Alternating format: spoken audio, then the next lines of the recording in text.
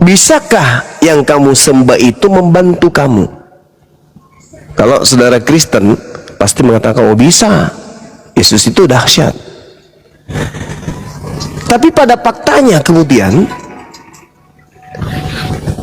di dalam Bible sendiri justru Yesus mengatakan, aku tidak dapat berbuat apa-apa. Sedangkan Kristen menyembah sosok yang mengatakan, aku tidak bisa berbuat apa-apa. Yohanes 5 nomor 30. Al-Quran mengatakan, bisakah mereka membantu kamu? Ini pertanyaan Al-Quran ditujukan juga kepada semua manusia yang datang di masa Nabi Muhammad dan juga masa setelahnya.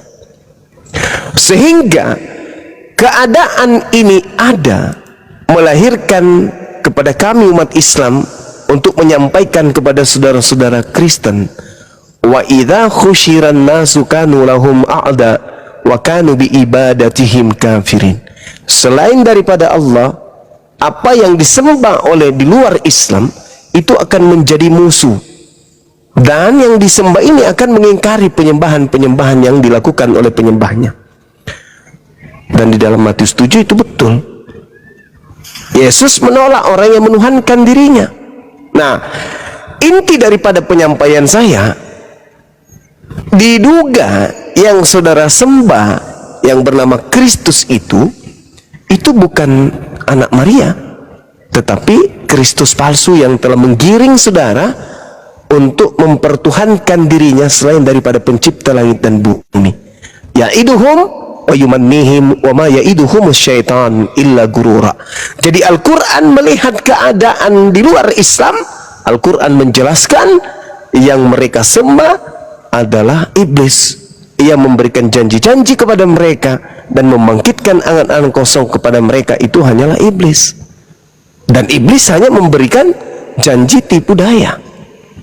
Nah, ini yang ingin saya ulas dengan saudara. Al-Quran mengulas kejadian yang terjadi masa dulu dan sekarang, di mana banyak orang-orang yang mempertuhankan selain daripada Tuhan. Silakan saudara. Ya. Tadi ada satu narasi abang bilang bahwa sebenarnya Kristus yang abang bilang sebenarnya yang dipertuhankan Kristen sudah Kristus, sudah, padahal sebenarnya iblis. Kesimpulan dari dasar apa itu, Bang?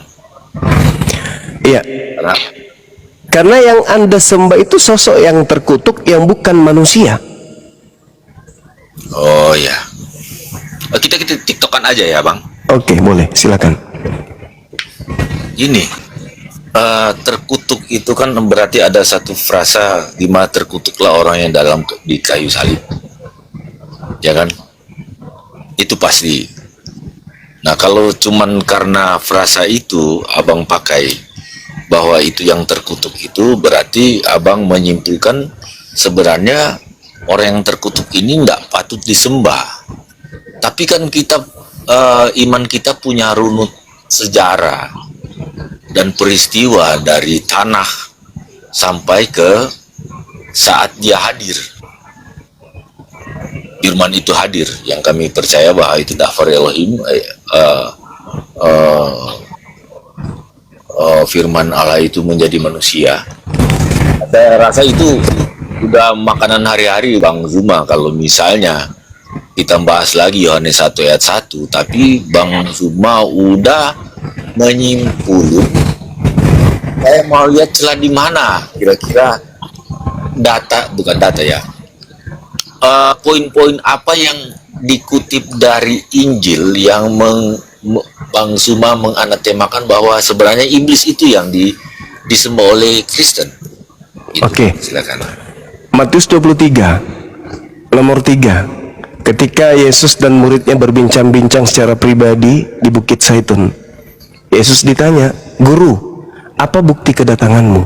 Malaikat pun mengatakan dalam Kisah Para Rasul 1 nomor 11 bahwasanya Yesus terangkat ke langit akan datang sama seperti ketika dia terangkat ke langit, yaitu dengan jasad. Yesus ditanya, "Guru, apa tanda kedatanganmu?" Matius 24 nomor 3. Nah, Yesus menjawab, tanda kedatangannya itu jelas. Ada di data nomor 27 sampai nomor 30. Sama seperti kilat yang menyambar, cahayanya akan terlontar dari timur sampai ke barat. Demikianlah nanti kedatangan Anak Manusia. Berarti Yesus, silakan Pak. Ini abang tadi, saya juga nggak hafal apa yang abang yang udah di luar kepala bilang di ayat 20, ayat 27. Nah, saya kan di depan kitab fisik, bukan di apa ya. Itu udah terpatri di pikiran abang. Berarti ada satu analitis ya, metode analitis yang abang anatimakan bahwa itu iblis itu yang saya kejar. Iya betul. Karena Yesus mengatakan, waspadalah agar kamu jangan disesatkan, sebab akan datang banyak penyesat dengan memakai namaku dan berkata akulah Kristus. Mereka penyesat ini akan menyesatkan banyak orang. Itu kata Yesus. Saya setuju. Itu kata Yesus kepada Bani Israel. Dan penyesat itu membawa nama Yesus, dan penyesat itu berkata akulah Kristus. Artinya penyesatnya mengaku Kristus. Berarti ada Kristus palsu yang adalah tugasnya penyesat. Nah, di data nomor 23-nya Yesus berkata begini. Jadi apabila ada orang berkata, aku melihat Kristus di sini, melihat Kristus di sana, apa kata Yesus? Jangan kamu percaya. Nasihat Yesus ini kepada Bani Israel. Makanya ketika Paulus datang mengaku bertemu dengan Yesus di padang gurun ketika ke Damsyik, Bani Israel tidak percaya karena sudah mendapatkan pesan dari gurunya. Tapi yang percaya kemudian adalah orang Roma Yunani. Kenapa? Karena orang Roma Yunani memang memiliki konsep yang sama seperti yang diajarkan Kristen hari ini. Dewa mereka turun menjadi manusia. Kalau Anda tidak percaya, silakan Anda buka Efesus 2 nomor 6, nomor 7, nomor 8. Dewa turun, mengosongkan diri, tidak mempertahankan kemudian kedewaannya, melainkan mengosongkan diri dan mengambil rupa manusia, bahkan taat sampai mati di atas tiang salib. Jadi salah kalau Anda mengambil konsep Yohanes 1. Anda keliru di situ, kawan. Yang diajarkan oleh Kristen harusnya jangan diumpetin. Umpetin itu apa? Adalah Efesus 2 nomor 6, nomor 7, nomor 8. Jadi sembahan saudara datang mengosongkan dirinya lalu menjadi manusia. Kalau yang di dalam Yohanes 1 firman menjadi daging, itu tak ada masalah. Firman menjadi matahari, firman menjadi bulan, firman menjadi apapun. Bahkan Yesus berkata dalam Matius 4 nomor 4, manusia hidup bukan dari roti saja, tapi dari setiap firman yang keluar dari mulut Tuhan. Berarti kita ini pada mulanya firman yang keluar dari mulut Tuhan. Tidak ada masalah di situ. Yang bermasalah di Efesus 2 nomor 6, nomor 7, nomor 8, atau Kolose 2 nomor 9. Pada diri daging Yesuslah kepenuhan keteosan, kepenuhan ketuhanan. Nah, ini yang menjadi dasar pijakan saya mengatakan bahwa ketika Yesus berkata kepada murid-muridnya di Bukit Zaitun, waspada kepada penyesat yang datang kepadamu dengan memakai nama Yesus, dengan memakai namaku, dan berkata akulah Kristus, mereka akan menyesatkan banyak orang. Jadi apabila ada orang berkata ada Yesus di sini, ada Yesus di sana, jangan kau percaya. Camkanlah, aku sudah mengatakannya terlebih dahulu kepadamu. Kalau ada orang berkata bertemu dengan aku di padang gurun, bertemu dengan Mesias di dalam bilik rahasia, jangan kamu percaya. Sebab Kristus palsu dan nabi-nabi palsu akan datang dan akan melakukan banyak mujizat, sekiranya mungkin menyesatkan banyak menyesatkan orang-orang pilihan juga. Sorry, silakan. Oke Bang.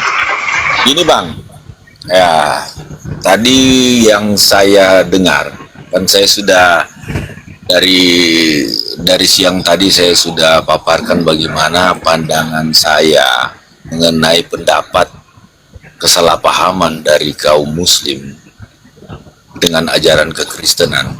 Nah itu kalau menurut saya menilai bahwa abang ini sudah aktif sebenarnya dalam kesalahpahaman. Ya, mengenai saya nggak usah bahas mengenai kodrat ilahi karena abang udah banyak ayat yang abang kumpulin dan beranalisa dalam otak abang. Tapi sebenarnya pandangan saya dari Mesianik ya, bukan dari Kristen. Saya bedakan dulu kekristenan dan Mesianik ya. Karena kekristenan itu dari Antioquia, dari apa, dan para rasul yang berafiliasi dengan Romawi, kekaisaran Romawi. Bagaimana kekristenan Barat dengan para Mesianik itu sebenarnya ada gap di situ, dalam arti ada sejarah kelam, mana yang diperbuat oleh Roma, bagaimana diperbuat oleh Yunani. Nah, tapi kenyataannya memang sejarah harus terjadi. Nah, abang tadi itu saya bilang akut dalam arti beranalisa dengan beberapa ayat yang ada dalam Injil dihubungkan dengan ayat dalam Yesaya tentang tanah. Itu sinkronisasinya itu sesat, Bang. Saya langsung bilang begitu karena apa? Kalau dalam pandangan kami melihat, kalau saya menjadi paham mengenai apa maksud Mesias itu dalam wujud Kristus Yesus, itu karena kodrat ilahi itu yang sudah di skip aja kalau kita bahas mengenai itu. Tapi sebenarnya dari segala perkataan Yesus yang abang kutip-kutip tadi, itu semua tergantung dari apa audiensnya, apa maksudnya, apa karya penyelamatannya. Karena kodrat ilahi yang kami sembah itu, balik ke yang sembah ya. Ini ada beberapa pertanyaan dari abang ya, dari frase yang abang sampaikan. Itu tergantung daripada karya. Contoh, yang menentukan kodrat ilahi sehingga kami menyembah dia, dalam arti dia menunjukkan mujizat. Satu, baru dalam pengenalannya sebagai anak Allah yang harus disikapi, dipelajari, bukan sekedar melihat apa frasa-frasa dalam kalimat-kalimat dalam tanah atau dalam tulisan Matius, Markus, Lukas dan Yohanes. Itu Bang. Jadi kesalahpahaman abang ini sudah terstruktur, yang mana yang sudah terpatri dalam benak abang bahwa konsepnya pasti sudah seperti ini. Itu konsep yang hanya di abang saja, bukan di kekristenan kami. Izin Bang Sar, interupsi, suara Anda agak kecil. Tolong dibesarkan sedikit ya, mohon maaf biar lebih enak. Lanjut. Oke, headset saya agak masalah nih. Gitu. Jadi gitu Bang. Jadi saya nggak mau masuk ke ranah mengkaji-kaji ayat. Nanti mungkin ada kesempatan yang lebih luasa saya menganalisa. Kalau abang kan udah lama kayaknya menganalisa mengenai ayat-ayat yang dihubungkan dan menganatemakan bahwa ini sesembahan ini Kristus yang sebenarnya iblis yang disembah, yang menjadi sesembahan Kristen. Itu yang saya kejar di situ. Itu sudah tersesat. Padahal sebenarnya dari yang saya dengar, apa yang abang kutip-kutip itu sebenarnya itu sudah bisa menunjukkan kalau salah runut itu Bang. Jadi kayak abang sekarang menganatemakan bahwa apa yang disembah Kristen itu, contoh ada Kristus palsu, membuat mujizat dengan namaku. Itu konteksnya, audiensnya siapa waktu dia berkata?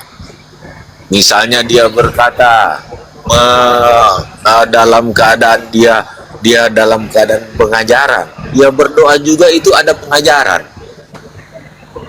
Dia berdoa diperdengarkan itu ada pengajaran. Kayak Musa, dia bernyanyi aja, nyanyiannya diatur oleh Elohim atau oleh Hasyim, nyanyian Musa. Daud juga bersenandung, bernyanyi, dan nyanyian Daud itu mengandung tuntunan Roh Kudus sehingga menjadi satu, ada banyak kekuatan apa yang dikatakan Daud, dan terjadi semua itu merujuk kepada Yesus Kristus yang kami sembah. Begitu juga Yesus di saat dia berdoa kepada murid-muridnya itu mengandung pengajaran. apa yang Yesus katakan kepada murid-muridnya berbeda dengan apa yang dia katakan di saat dia berhadapan dengan kaum Farisi. Contoh, kaum Farisi bertanya, apa hukum utama dan yang terutama? Pasti Yesus akan berkata, Shema Israel Adonai Elohim Adonai Echad. Karena yang bertanya itu orang Farisi. Dan kalau misalnya kalau kita berskenario, saat itu saja kalau Yesus langsung berkata, akulah dia, maka di situ dia langsung dianggap penistaan dan dia langsung dibunuh saat itu. Tapi tujuannya adalah karya penyelamatan, sedangkan muridnya aja menghalangi segala apa yang dirancangkan olehnya untuk penyaliban dalam rangka penebusan. Petrus aja dia berkata, "Enyah kau iblis," karena Petrus nggak ngerti apa maksudnya. Karena murid-muridnya itu pada dasarnya nanti dia bangkit saja baru mereka mengerti apa yang pernah ditulis oleh Matius atau diajarkan oleh Yesus. Terakhir dia berkata, pergilah sampai ke ujung bumi dan baptislah segala bangsa dalam nama Bapa, Anak dan Roh Kudus. Itu adalah perintah, dan perintah itu dia sudah mengkonfirmasi kepada yang bersama-sama dengan dia, Matius dan Yohanes yang dibawa kakinya, yang menulis setiap peristiwa mengenai karya penebusannya. Dalam arti evangelion itu kan Injil atau kabar baik. Kabar baik itu, Injil itu bukan diturunkan. Ini kan abang membaca Injil ini dalam pandangan abang sudah terpatri bahwa dalam sudut pandang Islam, di mana dalam pengajaran Islam bahwa Nabi Isa itu diturunkan kitab, tapi bukan seperti itu. Dialah Injil itu, Yesus Kristus, dialah Injil itu. Oke, Pak Bang Sar, biar tidak terlalu melebar, apakah boleh ditanggapi dulu, Bang Sar? Tanggapi. Ya, siap. Lanjut. Iya, saya tetap pada pendirian saya ya. Bukan karena saya terdoktrin atau karena saya kemudian Islam, tetapi karena saya menggunakan akal. Sedangkan Anda berbicara berdasarkan iman, kepercayaan dan keyakinan saudara. Berbeda dengan ucapan-ucapan Yesus yang ada di Bible. Anda justru, saudara ini memperlihatkan permusuhan terhadap ucapan-ucapan Yesus. Itu nyata itu. Yesus meminta kepada muridnya agar waspada kepada Kristus. Itu nggak bisa Anda pungkiri. Makanya Anda nggak berani kemudian masuk ke ranah dalil. Orang-orang Yahudi berbicara kepada Yesus, bukan orang Kristen, bukan Mesianik. Bukan, Mesianik itu orang belakangan dan itu di luar daripada lingkungan Yesus ngajar. Muridnya diminta untuk berhati-hati kepada iblis penyesat yang datang memakai nama Yesus dan berkata Kristus. Matius 24 nomor 24. Sebab Kristus palsu akan datang melakukan mujizat sekiranya mungkin menyesatkan orang-orang pilihan juga. Itu kata siapa? Kata Yesus. Berarti ada Yesus palsu, ada Kristus palsu. Tanda-tanda Kristus palsunya ketika dia datang mengaku dia adalah Yesus Kristus, tidak dibarengi dengan matahari menjadi gelap, bulan tak bercahaya, bintang-bintang berjatuhan, kuasa-kuasa langit berguncang. Yesus nampak di tengah langit, manusia seluruh dunia meratap, dan seluruh manusia di bumi ini akan melihatnya. Kalau itu tidak terjadi, maka yang datang aku Yesus sekalipun 1 miliar, maka kata Yesus jangan kamu percaya. Nah, pertanyaannya, ketika Paulus sebagai pendiri agama Kristen mengaku bertemu dengan sosok di padang gurun ketika ke Damsyik, terjadi nggak tanda-tanda itu? Tidak terjadi. Apa kata Yesus? Jangan kau percaya. Ketika ada oknum yang mengaku sebagai Yesus, tunas Daud, bintang timur di Pulau Patmos, terjadi nggak tanda-tanda yang Yesus katakan? Tidak terjadi. Berarti yang datang itu palsu, Yesus palsu, Kristus palsu yang penyesat. Ketika Ananias mengaku bertemu dengan sosok yang bernama Yesus. Apakah tanda-tanda itu terjadi? Tidak terjadi. Berarti Kristus palsu pun yang datang kepada Ananias. Ketika para murtadin mengaku bertemu dengan Yesus dalam sholat, pada saat umroh, pada saat dia tidur bermimpi, terjadi nggak tanda-tanda menurut Yesus? Tidak terjadi. Berarti yang datang kepadanya adalah Kristus palsu. Itu data, Bung. Kata Yesus, jadi apabila ada orang berkata ada Kristus di sini, ada Kristus di sana, jangan kamu percaya. Sebab Kristus palsu pun akan datang melakukan banyak mujizat. Nah, di data nomor 4, nomor 5, Yesus mengatakan bahwa Kristus palsu ini akan menyesatkan banyak orang. Salah satunya saya katakan, kenapa Anda kemudian tidak mau membahas itu lebih jauh? Karena Anda salah satu orang yang disesatkan oleh si palsu ini. Karena si palsu tidak ingin kehilangan prajurit, Anda mempertahankan itu. Al-Quran saya mengatakan, wa ikhwanuhum yamuddunahum fil ghayyi tsumma la yaksurun. Saudara-saudara iblis itu adalah orang-orang kafir. Dan saudara-saudara iblis yang adalah orang kafir akan menolong iblis untuk durhaka kepada Tuhan. Dan mereka tidak akan henti-hentinya menyesatkan. Mohon maaf ini, Al-Quran saya datang untuk menjelaskan keadaan itu. Lagi-lagi, setelah saya belajar sebagai aktivis, penggiat, pengkaji Bible, di situ saya temukan data itu. Kalau bukan Yesus yang asli datang, maka tidak kiamat. Tapi kalau Yesus yang asli datang, maka itu akan terjadi kiamat. Al-Quran pun mengatakan, wa innahu la ilmul lis-sa'ah fala tamtarunna biha wattabi'un. Apa tanda kedatanganmu? Yesus terangkan, langit bergemuruh, matahari tidak bercahaya menjadi gelap, bulan menjadi gelap tidak bercahaya, bintang-bintang berjatuhan. Berarti kalau Yesus yang asli datang, otomatis kiamat. Tapi karena yang datang kepada Kristen adalah Kristus palsu, kiamat tidak terjadi. Maka pengikut Kristus palsu yang disesatkan itu namanya pengikut Kristus, disingkat Kristen. Kalau Anda yakin bahwa yang datang kepada Paulus itu Yesus anak Maria yang asli, maka sudah pasti terjadi kiamat 2000 tahun yang lalu. Faktanya kagak. Dan Yesus mengatakan jangan kau percaya. Nah, kenapa Anda bersikeras? Ya karena Anda salah satu korban dari penyesat tersebut. Orang yang sesat tidak akan sadar kalau dirinya sesat, kecuali menggunakan akal, menggunakan hati. Tapi kalau hanya menggunakan keyakinan, kepercayaan, doktrin, dan dogma, tidak akan bisa keluar dari kesesatan itu. Maafkan saya, Bung, itu data di dalam Bible. Silakan. Oke, panjang sekali nih. Semua yang abang bicara tadi itu nggak ada yang saya tolak, ya. Semua misalnya mengenai ada Kristus palsu, dia sebagai penyesat.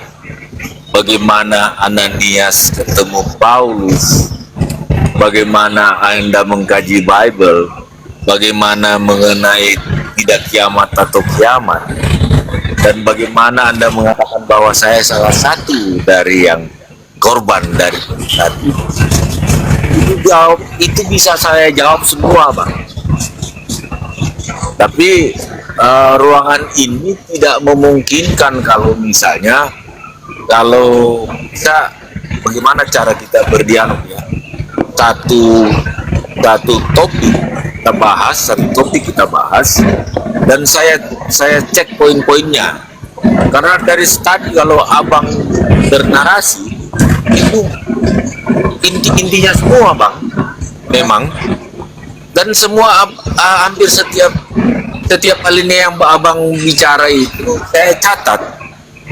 Intinya semua, tapi abang salah menafsirkannya. Abang penafsir dengan cara beranalisa abang itu. Coba kita kalau secara akademik ada orang akademik, ada Bang Ardiansa, saya nggak tahu lah yang lain-lain, ya. Tapi kalau secara akademik kita nggak akan temu poinnya kalau tidak seimbang. Untuk saya menjelaskan dari satu narasi itu ada 1, 2, 3, 4, 5, 7 pertanyaan yang harus saya jawab, Pak. Nggak mencukupi. Tapi segala narasi abang itu, biarlah adanya seperti demikian, itu hak abang. Tapi kami, abang juga menyinggung dogma tadi, doktrin. Saya tidak tergantung doktrin, Bang. Saya kembali ke ajaran yang secara ortodoksia. Jadi saya tidak terpengaruh. Abang ini sudah terpengaruh dengan doktrin sebenarnya. Abang mungkin telah banyak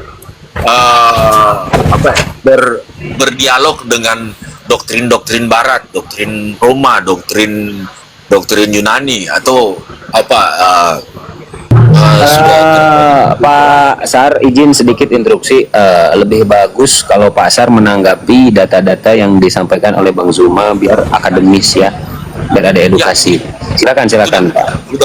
Jadi begini, mengenai Ananias dan Paulus itu terkonfirmasi sebenarnya, tapi Bang Zuma dengan tafsir yang lain.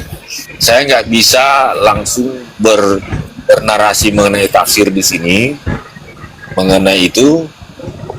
Jadi juga mengenai dasar ini ada beberapa poin yang saya catat. Saya aja udah nggak bisa baca tulisan saya ini. Banyak sekali, Bang. Jadi kita perlu waktu khusus yang kita punya pokok bahasan yang secara bertahap.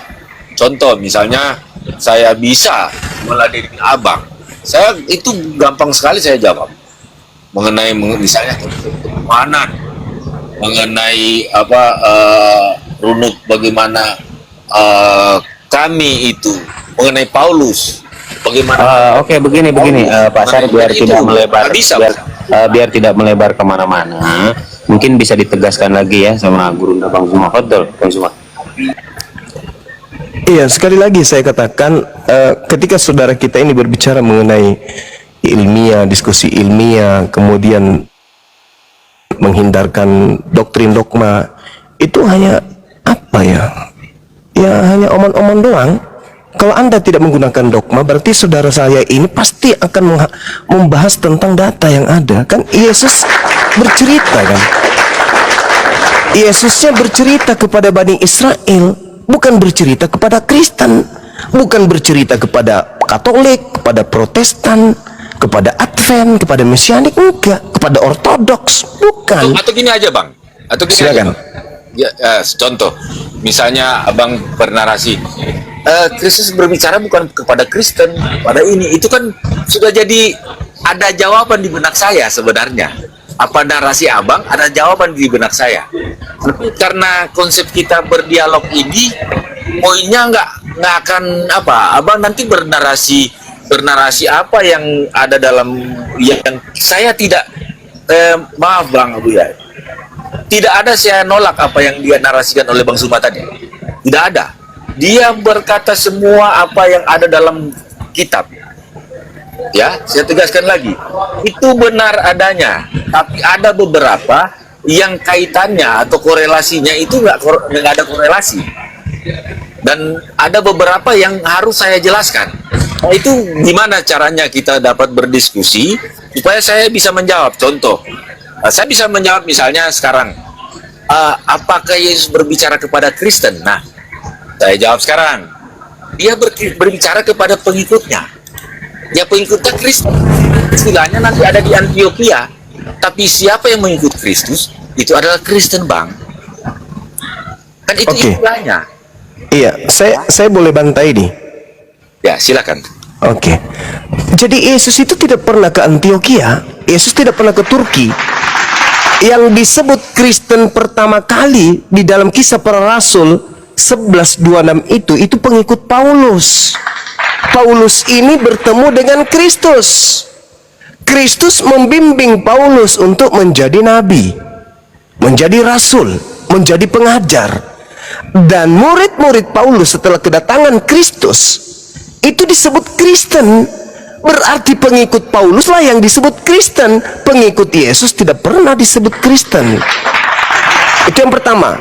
Yang kedua, Oke, yang pertama. Yang kedua. Mengenai Kristen ya, oke. Nah, Ya. sudah mulai mendapat kita batasannya. Ya. Yang kedua,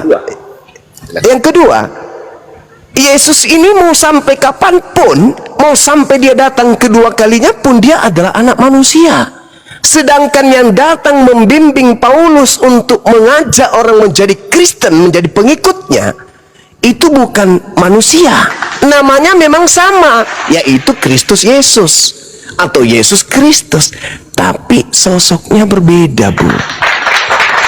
Yesus sampai kiamat dia tetap manusia. Tetapi Yesus yang datang kepada Paulus bukan manusia. Ini oknum yang berbeda. Tidak butuh penafsiran untuk itu. Cukup memahami dengan akal pengakuan Paulus. Apa kata Paulus dalam Galatia 1 nomor 1? Aku menerima Injil bukan dari manusia, tapi dari Yesus Kristus. Nomor 11, aku kembali menegaskan kepadamu, aku menerima Injil bukan dari manusia. Bukan manusia mengajari aku Injil, tetapi dari pernyataan Yesus Kristus. Sejak kapan anak Maria bukan manusia? Itulah bukti bahwa yang datang kepada Paulus itu adalah berbeda, bukan anak Maria. Silakan. Oke. Yang pertama saya jawab mengenai istilah Kristen. Benar abang bilang. Yang diejek, diolok-olok di Antioquia itu. Nih, pengikut Kristus. Ini Kristen. Itu istilah Kristen pertama. Tidak berarti harus ada konfirmasi bahwa apa yang Yesus ajarkan itu kepada yang di depannya itu, yang dia sementara mengajar, memberikan pengajaran, itu bukan mereka juga kan itu istilahnya kan nanti belakangan, tapi orangnya kan tetap itu, murid-muridnya itu terjawab. Nah, anak manusia yang beda itu kan beda wujud, Pak. Tetap dia itu. Nah, di mana yang misalnya abang membedakan bahwa Yesus yang datang dalam roh menyerupai Paulus dan Yesus dalam wujud manusia yang abang bilang itu beda. Nah, tapi terkonfirmasi kan apa yang akan dia tuju, Paulus tuju kan itu kan ketemu. Berarti terkonfirmasi, berarti kebenaran yang dicarikan kita ini kan kebenaran. Itu kan roh, bukan manusia. Oh, oke lah, mau roh mau manusia, tapi kebenarannya kan terbukti. Mereka ketemu. Ada yang datang ke sini, mereka juga heran, kok ini yang membunuh-bunuh orang Kristen, pengikut Kristus, pengikut Yesus, kok sekarang mau. Nah, itu kan terkonfirmasi. Kok terlalu naif kalau kita tidak mengatakan bahwa itu bukan dia. Itu terkonfirmasi, berarti segala apa yang terjadi itu terkonfirmasi, itu kebenaran, Pak. Nah, apa yang bukan kebenaran?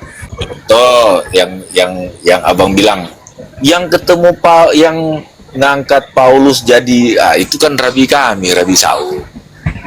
Paulus kan itu juga kan bukan orang Roma, tapi keluarga negaraan Roma, tapi bukan orang lain, tapi dia Yahudi, Bang. Dia kan Farisi, Bang. Muridnya Gamaliel. Bukan orang lain, dan dia justru yang paling pintar. Bahkan tulisannya lebih banyak dari murid-murid Yesus yang lain. Gitu, Bang, silakan. Oke, baik. Itu aja dulu, Bang, supaya jangan panjang-panjang. Jadi saya nggak bisa jawab kalau misalnya. Oke, baik. Yang pertama terkait dengan Kristen. Tolong lain kali hati-hati kalau saudara saya ini ngomong bahwa yang dibunuh itu Kristen. Hati-hati. Yang dibunuh Paulus itu bukan Kristen. Yang dibunuh Paulus itu Bani Israel, murid-murid Yesus. Kristen itu berbeda. Kristen itu orang-orang yang menyembah Kristus. Murid Yesus tidak menyembah Kristus. Catat itu. Murid Yesus tidak mengkitabkan 4 kitab kanonik dan tidak mengkitabkan 13 surat-surat Paulus. Tidak ibadah minggu, tidak makan babi, tidak menyembah Kristus, dan mereka adalah Yudaism. Anda harus bedakan itu. Hati-hati kalau ngomong. Yang dibunuh Paulus itu muridnya Yesus, sementara Kristen itu pengikutnya Paulus. Coba. Yesus berkata dalam Yohanes 10 nomor 20, aku mengenal pengikutku, pengikutku mengikuti aku. Aku ke sinagoge, aku tidak makan babi, aku bersunat, aku sujud, aku mengkitabkan Tanak, maka pengikutku pun akan melakukan hal yang sama. Kristen sama nggak? Oke. Sabar, Nggak sama, ini baru nggak poin sama. pertama. Oke, Tidak oke. sama. Nah, Itu yang oke, pertama. saya tanggapi dulu. Supaya Oke, silakan. Silakan. jangan dihujani saya. Silakan. Cara tadi itu mengharapkan Pasar instruksi sebentar Pasar. Alangkah baiknya begini Pasar, izin ya. Alangkah baiknya Pasar ketika Bang Zuma lagi bernarasi, Pasar itu catat biar Pasar enak menanggapinya karena Udah data full semua nih. yang disampaikan oleh Bang Zuma. Ya, Udah full silakan nih Pak. catatan. Lanjut, Pak. Contoh misalnya murid Yesus. Ini saya catat. Saya pegang pensil dan bolpen nih, Bang. Saya hitung ini pertanyaan catatan yang perlu saya pelajari dan yang perlu saya tanggapi dan perlu saya kaji. Jadi saya lemah di sini dalam arti harus meladenin apa narasi abang itu udah pertanyaan, Bang.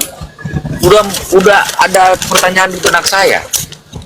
Contoh mengenai murid Yesus yang tidak menyembah Yesus itu bisa saya jelaskan.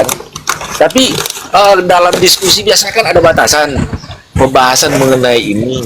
Nah, tiap narasi abang kan saya catat. Ini saya catat sih, bukan enggak. Saya catat semua. Dan kalau di saya abang bernarasi tadi, kami misalnya lain bukan Kristen, Bang. Sebenarnya inilah yang menjadikan bahwa kami ini bukan seperti yang abang kira. Jadi saya sudah dari awal kan memperkenalkan bagaimana pandangan kami kembali ke pengajaran dalam Rasul Yakobus. Nah, itu tadi kan abang balik lagi yang saya sudah jawab mengenai pengikut Kristus, Kristen. Nah kan mereka itu juga, Bang. Kan itu perjalanannya hanya hitung berapa tahun, bisa hitung dengan jari. Selama Yesus berkarya itu hanya sekitar 3-4 tahun, ya. Dan murid-murid Yesus itu kan orang-orang Yahudi juga, Bang. Bani Israel. Coba mana yang dari luar? Di Kisah Para Rasul itu nanti murid dari 12 murid ada murid 70 murid. Itu termasuk Polikarpus, termasuk Clement, termasuk Irenaeus, muridnya Yohanes yang ada di kaki Yesus. Matius juga Yesus yang panggil, ikut aku, waktu dia sebagai pemungut cukai. Nah, apa yang nggak ada korelasi di situ? Tapi istilahnya yang menyusul itu yang abang nuntut harus yang itu. Contoh, kalau misalnya Soekarnois dulu, nggak ada orang Soekarno bilang, ya kalian itu Soekarnois ya. Tapi orang-orang yang punya ideologi Soekarno itu disebut Soekarnois. Itu kan saya cuma beranalogi. Jadi gitu, Bang. Nah, jadi narasi-narasi abang itu nggak ada yang salah, cuman runutnya itu abang susun untuk membenarkan akidah abang. Itu. Oke, baik. Saya paham tentang mesianik, Bang. Saya ngerti, saya juga belajar gerakan keagamaan yang mencoba untuk memadukan teologi Kristen dengan unsur Yahudi dan memadukan ritual, lalu kemudian percaya bahwasanya Yesus adalah Mesias.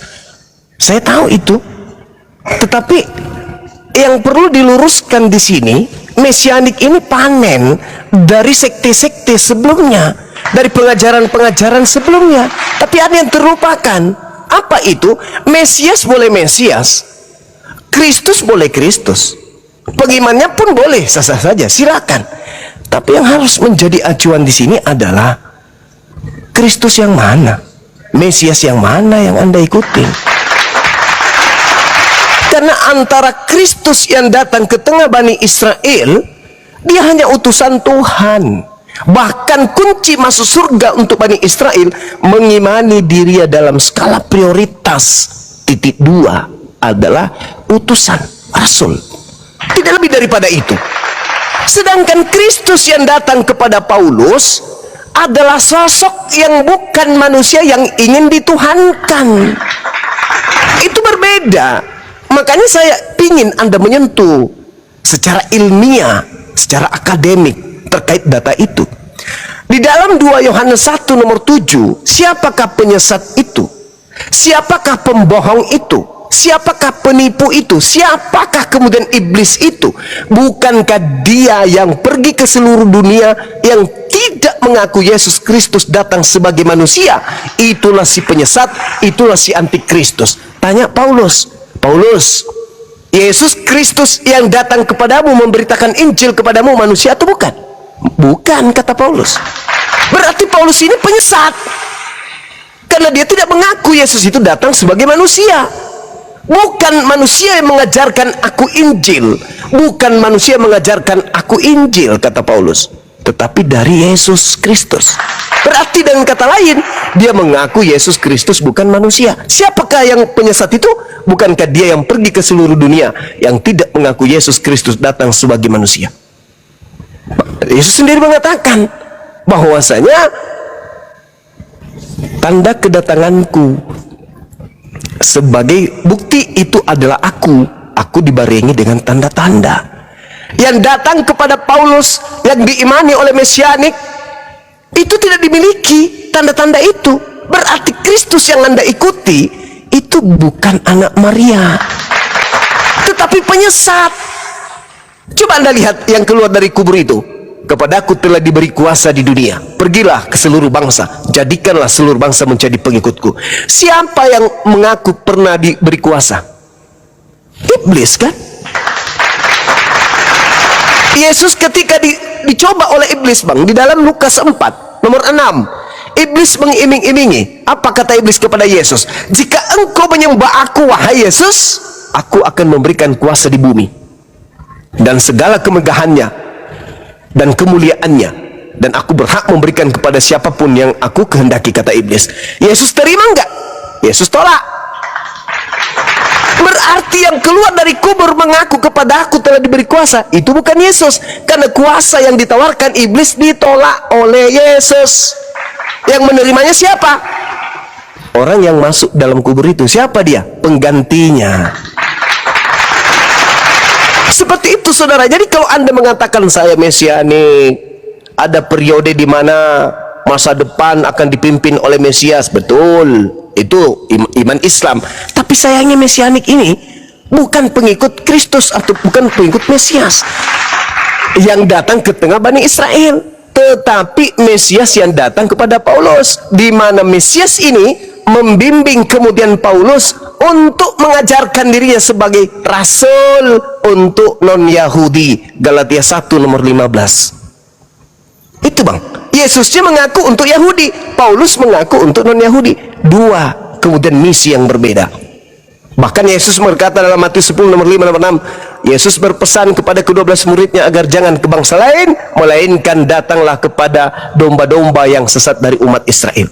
Murid yang setia akan mendengarkan nasihat itu untuk jangan ke bangsa lain. Tapi murid yang tersesat oleh Kristus palsu akan pergi ke seluruh dunia mengajarkan tentang penyembahan terhadap Kristus. Ini sudah luar biasa penjelasan saya, sederhana dan berdata. Cuman Anda menolak karena bertentangan dengan doktrin dan dogma yang Anda imani. Silakan. Abang itu imani, ya kan sudah masuk ranah iman. Untuk yang abang yang narasikan itu bukan cuma sekedar narasi, tapi dengan data ya. 2 Yohanes 1 ayat 7, Galatia 1 ayat 12 bisa saya jelaskan, tapi mohon maaf dalam kesempatan ini. Jadi saya hanya mencari poinnya, di mana Bang Suma memaksakan bahwa itu harus datang sebagai manusia, bukan sebagai roh, dan dituntun oleh Paulus, itulah kekristenan. Ya itu begitu, Bang, ya, Bang? Betul. Ya. Nah, itu yang abang salah pahami, yang bisa saya jelaskan. Namun kalau saya jelaskan di sini poinnya, karena ada narasi, ada frasa dalam satu ayat yang abang katakan tadi, datang sebagai manusia bukan sebagai roh, karena yang sebagai roh itu Paulus. Biarlah itu bang, apa yang abang bicarakan tadi, yang Anda narasikan tadi, semua itu menjadi pelajaran untuk saya mendalami. Saya mesianik, saya bukan Kristen yang hanya menang-menangan untuk debat mengalahkan abang untuk mencari kemenangan di situ, tapi cari poinnya. Saya dengan teman-teman yang di bawah ini udah saya bilang ke teman-teman bahwa segala pertanyaan itu jadi pelajaran bagi kami. Lalu mesianik dengan pandangan kami dalam pengajaran dalam bukan diselamatkan karena doktrin, dogma atau peraturan, tapi kami diselamatkan karena ada kasih karunia. Abang kan terakhir abang bilang mengenai ranah iman. Nah itulah iman kami. Mengenai Galatia 1 ayat 12 itu hanya Yahudi itu, dan 2 Yohanes 1 itu kan mesianik, itu memenuhi semua bang. Itu mungkin abang pertanyakan ke Kristen, karena kami juga bertanya kepada mereka, tapi kami memakai apa yang mereka pakai, LAI ini, yang sebenarnya banyak yang kami harus mengajarkan mereka. Sama seperti abang mengajarkan saya sekarang, saya mengajarkan ke mereka itu, mereka yang sebenarnya kurang paham dengan yang diterjemahkan. Kan itu Oke, begini saja Bang Ser ya. Kita semua di sini kan sedikit Bang Ser. Itu, Bang. Iya sedikit Bang Ser. Kita di sini kan posisinya belajar. Ya, Iya. dari tadi Muslim banyak di atas semuanya terdiam gitu kan. Karena biar kita dapat edukasi, dan bagus Bang Sar ketika jujur gitu. Kalau tidak tahu bilang tidak tahu. Tetapi alangkah baiknya mungkin Bang Sar bertanya gitu kan. Ya kalau ada bantahan nanti dibantah gitu. Biar lebih enak Bang. Mungkin seperti itu Bang Sar. Biar ada poinnya. Silakan Bang Sar. Dari pertanyaan dulu Bang. Karena di sini banyak narasi yang sebenarnya bisa timbul pertanyaan. Karena ini ya orang-orang akademik. Jadi Bang Zuma juga mempunyai kemampuan yang cukup mumpuni untuk menghafal semua, dan runutnya ini sudah terpatri dalam otaknya. Itu yang saya akui, yang Kristen juga perlu belajar ini di segala pertanyaan ini. Mantap, berarti Bang Sar juga di sini belajar sama Bang Zuma ya Bang Sar ya. Ya, belajar dari segala pertanyaan. Lanjut. Bertanggung jawab. Saya belajar untuk bertanggung jawab. Saya bisa jawab itu. Saya belajar dari apa yang disalahpahami. Saya belajar, oh ini yang disalahpahami. Apakah disalahpahami atau benar adanya apa yang dikatakan Bang Zuma? Itu Bang. Oke, siap. Cuman sampai situ Bang. Saya nggak bisa panjang. Ntar itu kita juga harus batasi pembahasan dan batasi waktu. Nanti ada saatnya saya nanti undang Bang Zuma juga. Baik Bang, baik, siap. Pakai batasan, misalnya pembahasan topiknya apa, supaya kita nanti sampai ke situ kan ini jadi panjang, jadi ada pertanyaan. Saya dari tadi saya nggak membantah. Apa yang saya bantah saya bantah.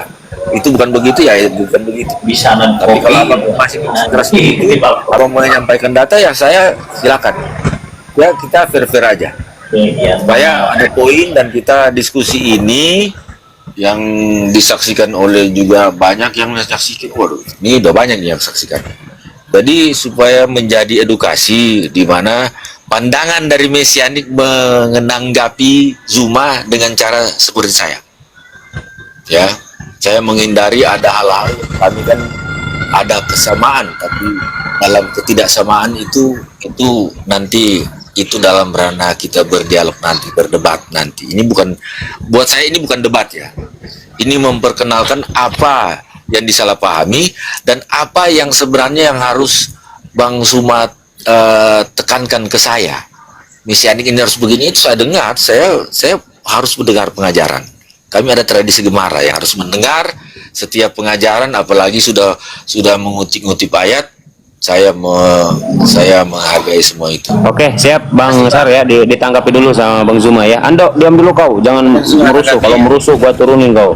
Fadol Bang Zuma, fadol. Iya, jadi sebenarnya kalau kita ingin jujur ya, mencari kemana kita hendaknya. Kemudian ketika dalil Yesus berkata akan menyesatkan banyak orang, artinya ini harus tergenapi. Kalau kita percaya kepada Yesus, maka apa yang diucapkan Yesus itu setidaknya orang Kristen percaya, orang Mesianik percaya bahwa Yesus menubuatkan Kristus palsu ini akan menyesatkan banyak orang. Dengan demikian, harus selama 2 tahun ini kita mencari mana orang banyak yang telah disesatkan oleh Kristus. Satu-satunya kandidat adalah Kristen. Orang Hindu tidak kemudian percaya kepada Kristus, orang Buddha enggak juga. Cuman Kristen yang percaya kepada Kristus. Berarti orang banyak yang disesatkan oleh Kristus palsu ini ya kandidat untuk sementara ini Kristen. Siapa lagi? Dan kalau itu bukan Kristen, berarti Yesus boleh terindikasi berdusta. Kenapa? Karena tidak ada oknum yang menjadi pengikut Kristus. Tidak ada orang yang disesatkan itu, nggak ada. Tapi karena ada Kristen yang kebetulan atau secara kebetulan itu menyembah sosok Kristus ini yang bukan manusia, berarti bukan anak Maria. Kan jelas itu, anak Maria adalah manusia. Ibrani 13 nomor 8 bahkan dikatakan Yesus kemarin, sekarang maupun selama-lamanya tidak akan pernah berubah. Nah, Yesus dalam keadaan yang sebenarnya boleh kita lihat dalam 1 Yohanes 3 nomor 2. Hakikat sebenarnya, keadaan sebenarnya yang sesungguh-sungguhnya Yesus itu adalah manusia sama seperti kita. Maka tidak layak disembah karena dia adalah manusia dalam kondisi yang sesungguhnya, dalam hakikatnya. Sedangkan yang datang kepada Paulus yang disembah oleh orang Kristen adalah Kristus yang bukan manusia, yang konon katanya Tuhan. Jadi berbeda memang antara Yesus yang datang di tengah Bani Israel dengan Kristus yang datang kepada Paulus dan menjadi sembahan hari ini oleh saudara-saudara saya Kristen.